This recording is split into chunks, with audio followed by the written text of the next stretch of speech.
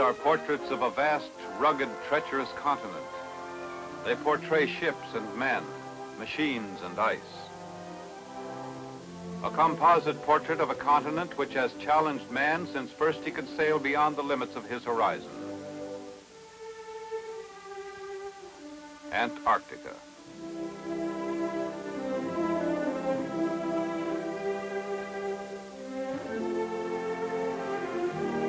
For the seas are as much a part of Antarctica as her highest mountains.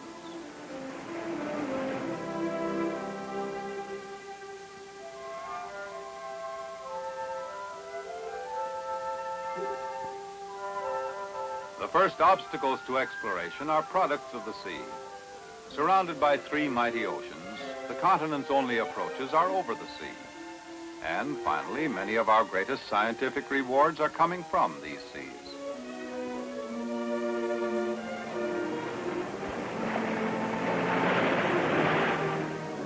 Not only the sea, but the air too plays a vital part in understanding the Antarctic.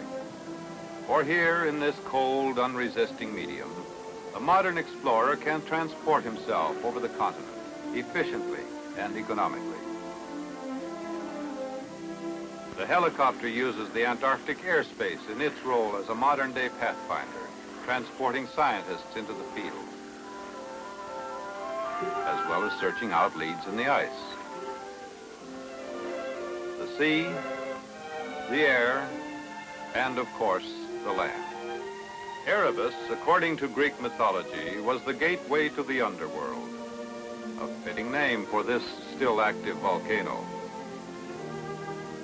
Landmark in the rugged splendor of Antarctica's vast reaches, from the majesty of mighty mountain ranges to these rocky crags guarding its coastline. Antarctica's land mass sprawls over more than 5 million square miles.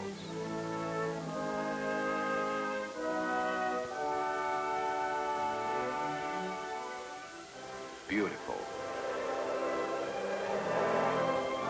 Dangerous. Hostile. Yet the very elements that deny existence to man provide a comfortable background for a handful of the local gentry.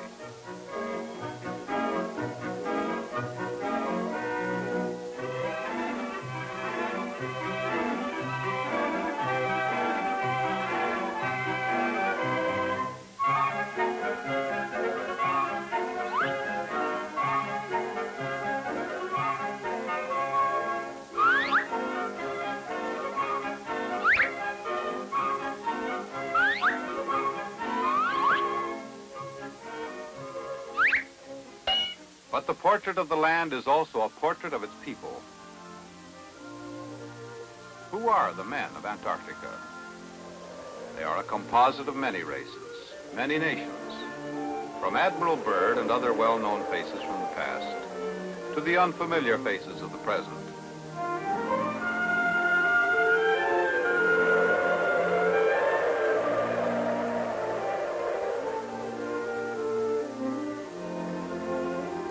In Antarctica today, the name is not the important thing.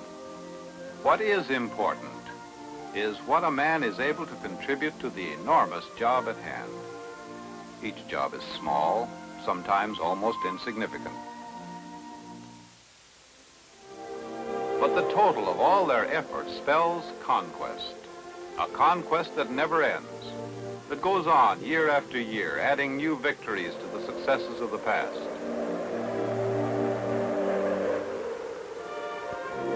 How does this conquest take shape? Is it a quest for science?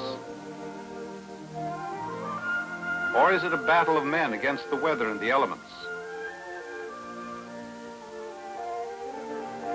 It's both. A quest continually pursued on all three fronts of the continent: land, sea, and air. Thus, mastery of the land alone is not enough. All three environments must be considered and their respective obstacles overcome. This, then, is the first obstacle. Billions of tons of ice girdle the continent in a belt 100 miles in width.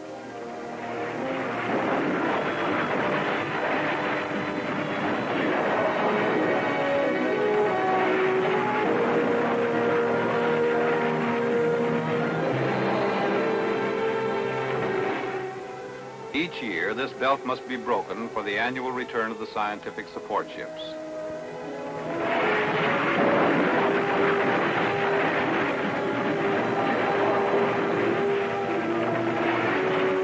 Barrel-hulled Navy and Coast Guard icebreakers undertake the job of carving these annual sea lanes into the continent. Their spoon-shaped bow is designed to ride up on the ice pack and crush down with thousands of tons of force, opening the channels for the cargo ships.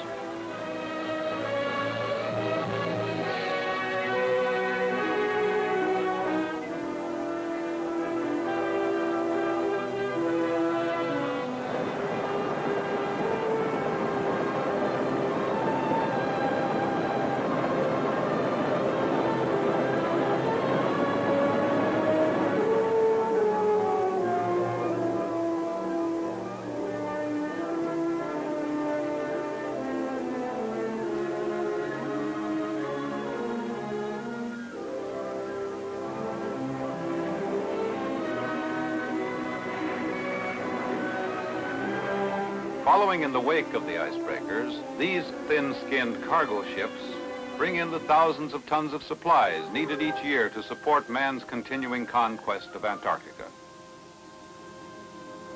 This is the offloading pier, 8 feet of coastal ice at McMurdo Sound. From this thin strip of ice, the Seabees transfer the annual supply of groceries and diesel oil to an inland staging point.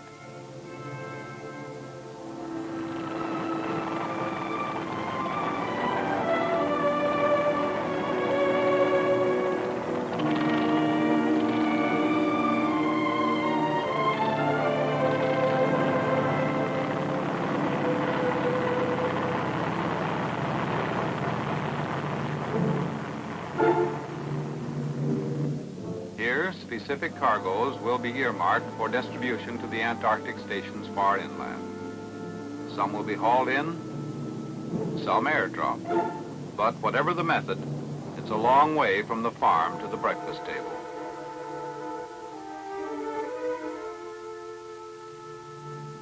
While this section of the coast has been charted and is a familiar landfall to the support ships, there are other coasts, other waters that remain unknown.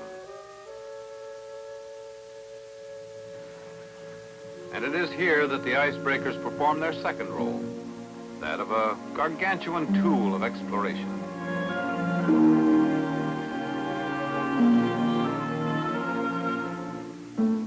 Year after year, the seagoing men of Antarctica chart new coastlines, sound out new waters, and report to the world their day-by-day findings.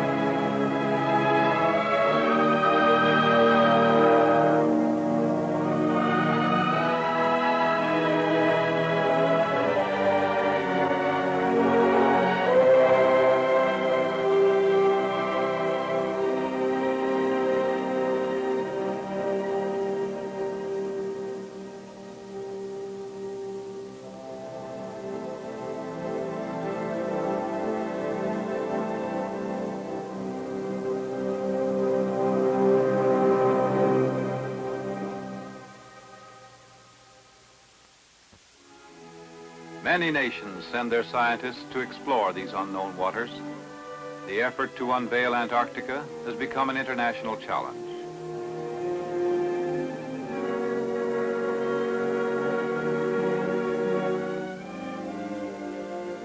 As these men gaze upon these virgin lands for the first time, another sound of conquest is being heard.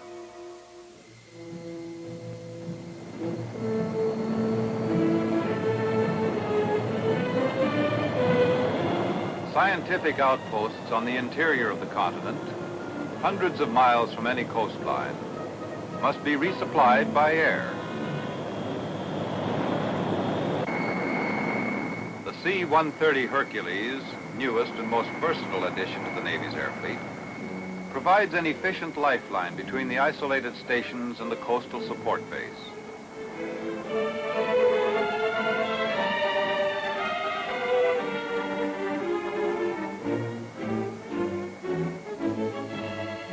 Her turboprop engines and a specially configured ski landing gear permit for the first time giant loads of up to 10 tons to be ski landed on the natural snow surface of the polar plateau.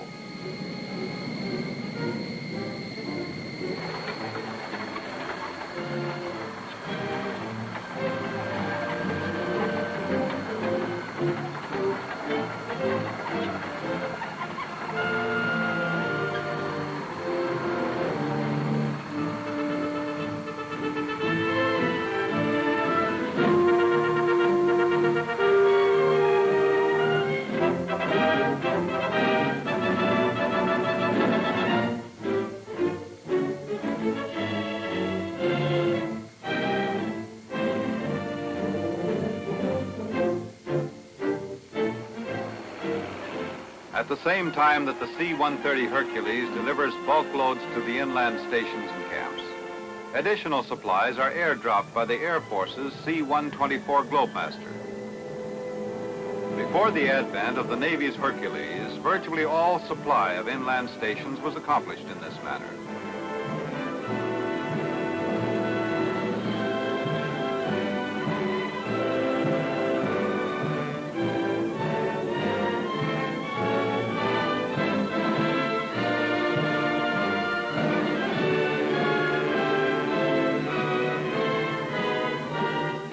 Flying a precision mission is one thing, but getting your plane off the ground is another. These are JATO bottles, often necessary as a shot in the arm during takeoffs from the snow surface. 4 of these, firing at once, equal an extra engine wide open.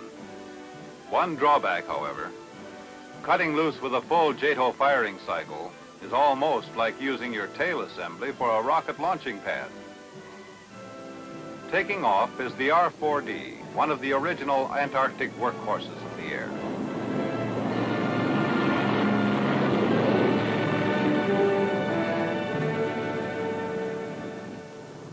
Easily adapted to the use of skis, this type aircraft was the first to land at the South Pole.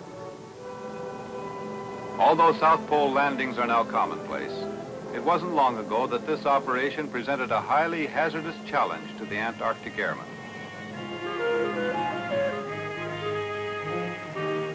Nothing is routine in sub-zero temperature, not even normal maintenance. This engine decided to call it quits at the South Pole, 800 miles from the nearest air facility. But all the crew asks for is a new engine, with something to lift it up. Even if the work isn't routine, the can-do spirit certainly is.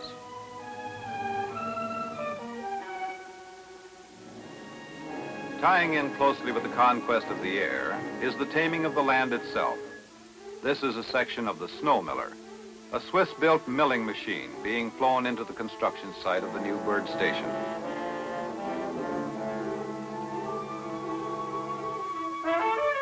These are the giant claws of the 20-ton mechanical mole, a strange-looking craft with an insatiable appetite for hard-packed snow.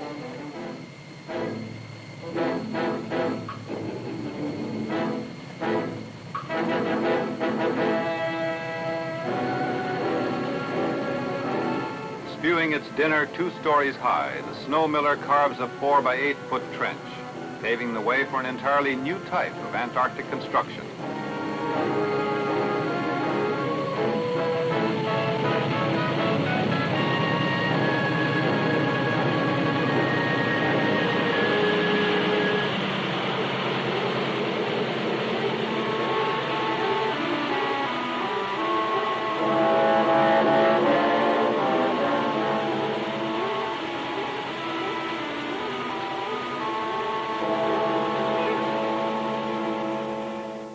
After the snow miller completes its rough cut, the sides of the trench receive a final surfacing.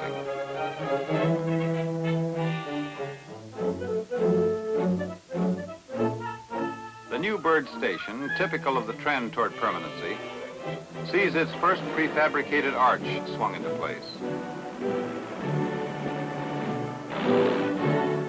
As fast as the assemblies are installed, new material is flown in on a fast-paced schedule by the versatile C-130s.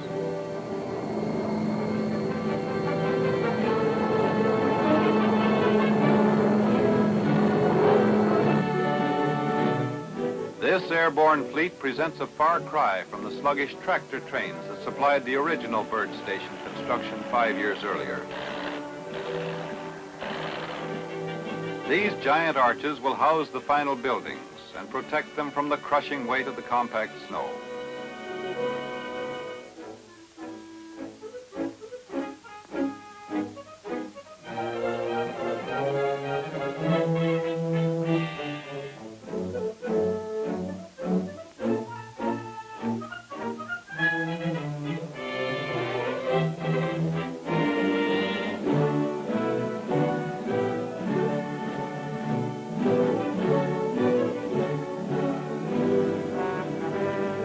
Tunnels finished, construction of the buildings and storage areas is completed.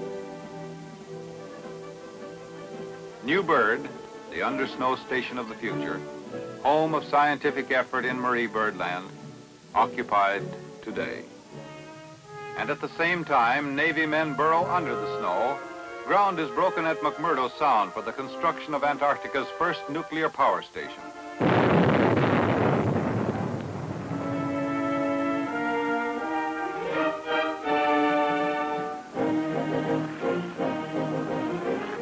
Prefabricated units arriving by ship were assembled by Navy Seabees in less than 75 days, providing 1,500 kilowatts of power. Permanency, too, in communications, as this 110-foot rhombic antenna joins the complex communication and weather network across the land. No longer dependent upon inadequate radio facilities, Antarctica's far-flung outposts are now tied together with the latest of today's electronic systems. But conquest of the land is much more than a permanent foothold on the ice. Its sound can be heard far inland as men of Antarctica take to their vehicles, such as this one equipped with an electronic crevasse detector. Always on the move, they search for the uncharted mountain or the safe trail through the crevasse fields. Navigating 1,000 miles of uncharted ice cap is no mean task, but such is the goal set for the 8 to 10-man parties of the scientific traverses. Such treks keep the men isolated in the loneliness of bleak, windswept hinterlands for 3 to 4 months.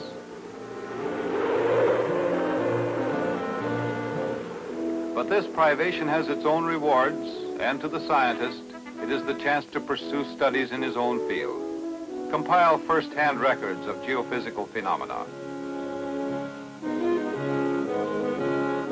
But the compulsion to find answers is not always the paramount order of business.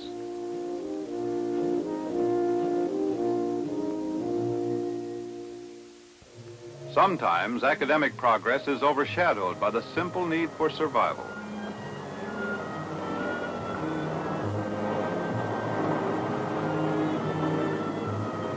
When the initial fuel supply is nearly exhausted, 700 miles from the base, the advanced fuel cache, parachuted or airlifted weeks before to a pre-selected site, is a welcome discovery.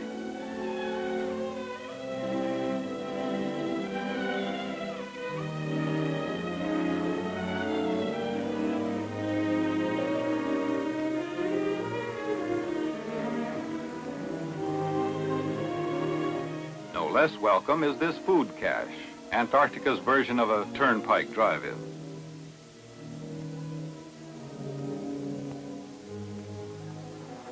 Trouble can strike just as fast on land as it can on sea or in the air. A quick survey proves out the worst of their fears. The snow cat has broken through a snow bridge concealing a dangerous crevasse. As far as the traverse party is concerned, this giant crack in the continent's ice cap might as well be bottomless.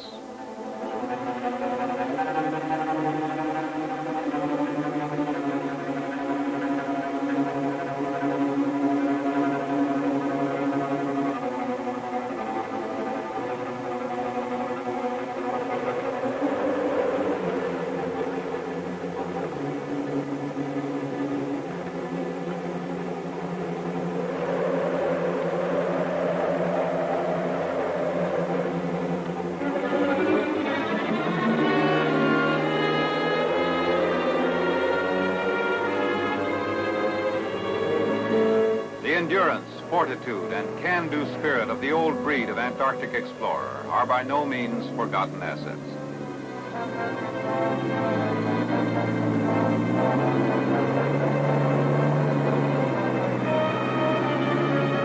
The modern polar scientist is just as capable of substituting steel cable for his slide rule when the situation demands.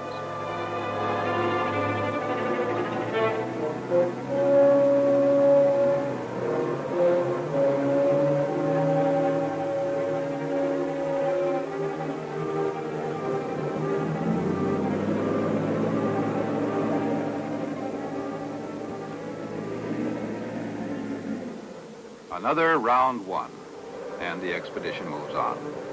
The challenge is still present, still strong, still treacherous, but man's patience is infinite. Not all the men of Antarctica conduct their search for science on the move. Some remain buried in the far-flung outposts throughout the long Antarctic winter, such as South Pole Station.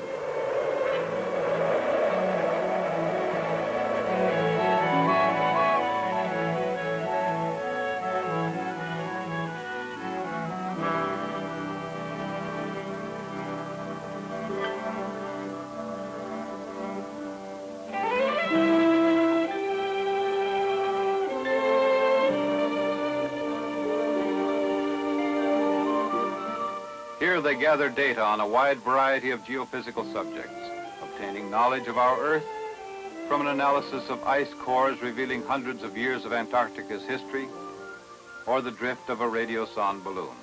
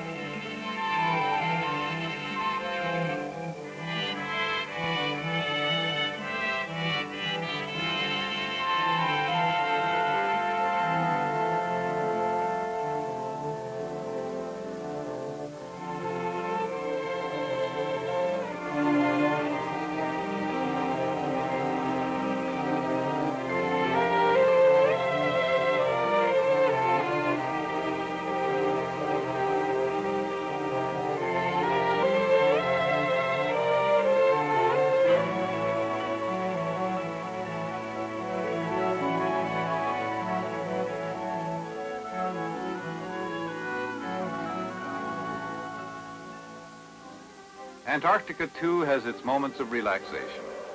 Although they are altogether too few, they still afford some relief in the heavy schedule.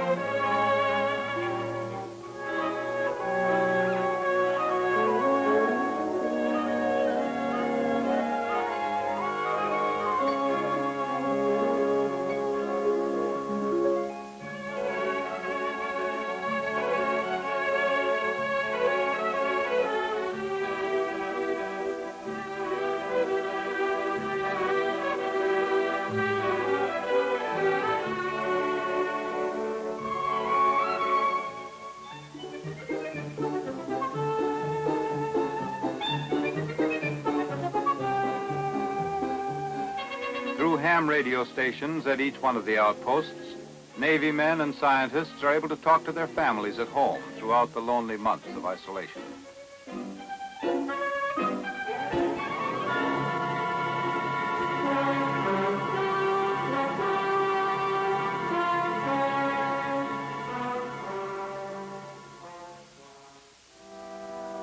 There is a time, too, for solitude, for worship.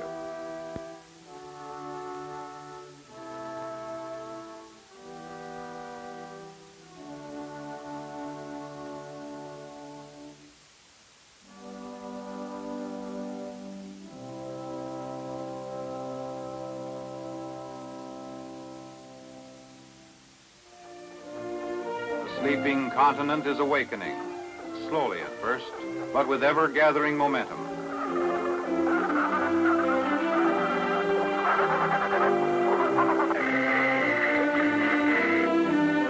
With each new fact learned,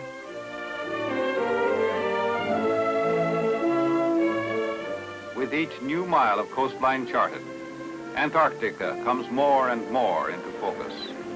A continent of untapped scientific secrets, concealing a vast food supply in her waters, holding the key to the source of much of the world's weather.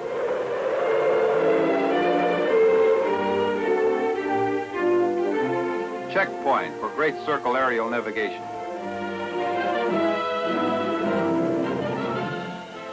This is the portrait of Antarctica, the ever-changing portrait. And as she gives up the secrets held in her waters, in her skies, and in her landmass, man's stockpile of knowledge grows larger. For the sum of Antarctica's secrets is but one piece in the greater puzzle that challenges man on all corners of the universe.